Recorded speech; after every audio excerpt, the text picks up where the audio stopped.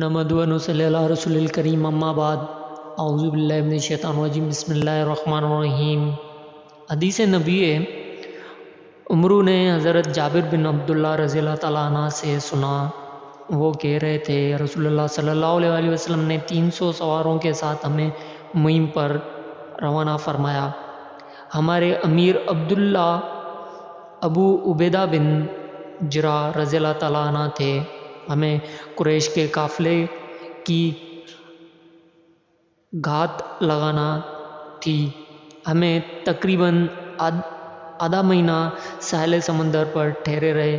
ہمیں شدت بھوک کا سامنا تھا، جتنا کہ ہم نے درختوں سے جھڑے ہوئے پتے کھائے، اور اس لشکر کا نام ہی جھڑے ہوئے پتوں کا لشکر پڑ گیا۔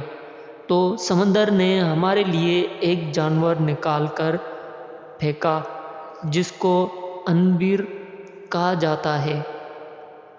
ہم نصف ماہ تک اس کو کھاتے اور اس کی چکنائی سے مالش کرتے رہے، یہاں تک کہ ہمارے جسم اصل حالت میں لوٹ آئے۔ حضرت ابو عبیدہ رضی اللہ تعالیٰ عنہ نے اس کی ایک پسلی پیٹھ کا کانٹا لے کر اسے نفس کروایا، پھر لشکر میں سب سے لمبا آدمی اور سب سے اونچا اونٹ ڈھونڈا اور اسے آدمی کو اس پر سوار کیا، تو وہ اس کے نیچے سے گزر گیا اور اس عنبر کی آنکھ کے حلقے سے ایک جماعت بیٹھ گئی۔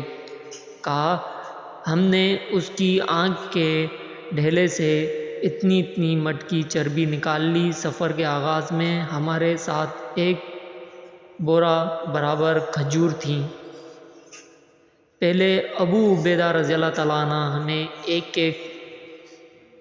میٹھی کھجور دیتے تھے، پھر ایک کھجور دینے لگے۔ جب یہ بھی ملنا بند ہو گئیں تو ہم سمجھ لیا کہ وہ ختم ہو گئی ہیں۔